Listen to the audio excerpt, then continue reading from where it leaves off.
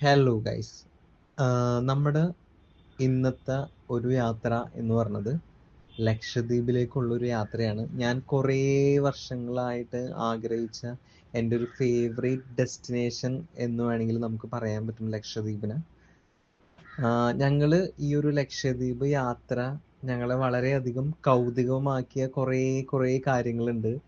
ഞങ്ങളിവിടുന്ന് ആദ്യം റോഡ് മാർഗം പോയി, പിന്നെ റെയിൽ മാർഗം പോയി, പിന്നെ വിമാനമാർഗം പോയി, അങ്ങനെ ലാസ്റ്റ് ഷിപ്പ് മാർഗം പോയി. അങ്ങനെ പല സ്റ്റേജിലാണ് ഞങ്ങൾ ലക്ഷദ്വീപിൽ എത്തിയേക്കണത്.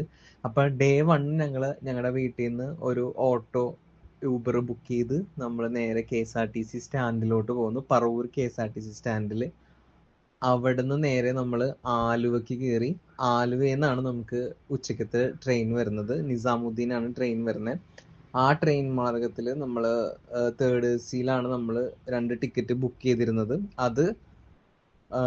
അതും ഒരു സംഭവം ഉണ്ടെന്ന് വെച്ച് കഴിഞ്ഞാൽ നമുക്ക് ഒരു ടിക്കറ്റ് മാത്രമേ നമുക്കുള്ളത് കൺഫേം ആയുള്ളൂ.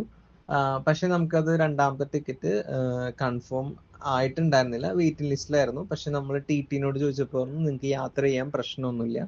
അത് കഴിഞ്ഞ് ഞങ്ങൾക്കൊരു കുറച്ച് കഴിഞ്ഞപ്പോൾ തന്നെ നമുക്ക് TT വന്ന് പറഞ്ഞു, നിങ്ങൾക്ക് A1-ലോട്ട് ഒരു സീറ്റ് വേക്കൻ്റ് ഉണ്ട്, നിങ്ങൾക്ക് അതിലോട്ട് മാറാമെന്ന് പറഞ്ഞു. ഞങ്ങൾ ഗോവ വരെ, ഞങ്ങൾ തിവിം റെയിൽവേ സ്റ്റേഷനിലാണ് നമ്മൾ ഇറങ്ങിയേക്കുന്നത്. അപ്പം അങ്ങനെ ട്രെയിൻ മാർഗം നമ്മൾ ഗോവയിലെത്തി. പിന്നെ ഗോവയിൽ നിന്ന് നമ്മൾ മനോഹർ ഇന്റർനാഷണൽ എയർപോർട്ടിലോട്ട് നമ്മൾ ഒരു ക്യാബ് നമ്മൾ എടുത്ത് അവിടെ നിന്ന് നമ്മൾ എയർപോർട്ടിലെത്തി. പിന്നെ അഗത്തിയിലോട്ടാണ് നമുക്ക് ഫ്ലൈറ്റ് വന്നിരിക്കുന്നത്. അത് ഒരു ഏർലി മോർണിംഗ് ഒരു 7:20 ആ സമയത്തായിരുന്നു നമുക്ക് ഫ്ലൈറ്റ്. നേരെ അഗത്തി ലക്ഷ്യമാക്കി നമ്മൾ മുന്നോട്ടൊരു യാത്ര കുതിച്ചു. അത് വിമാനമാർഗമാണ് നമ്മൾ അവിടെ എത്തിയിരിക്കുന്നത്. ബാക്കി വിശേഷം നമുക്ക് അടുത്ത ഒരു വീഡിയോയിൽ നമുക്ക് കാണാം. അപ്പൊ ഇതാണ് നമ്മുടെ ഡേ 1 ആയിട്ടുള്ള ഒരു വീഡിയോ ഇട്ടേക്കുന്നത്.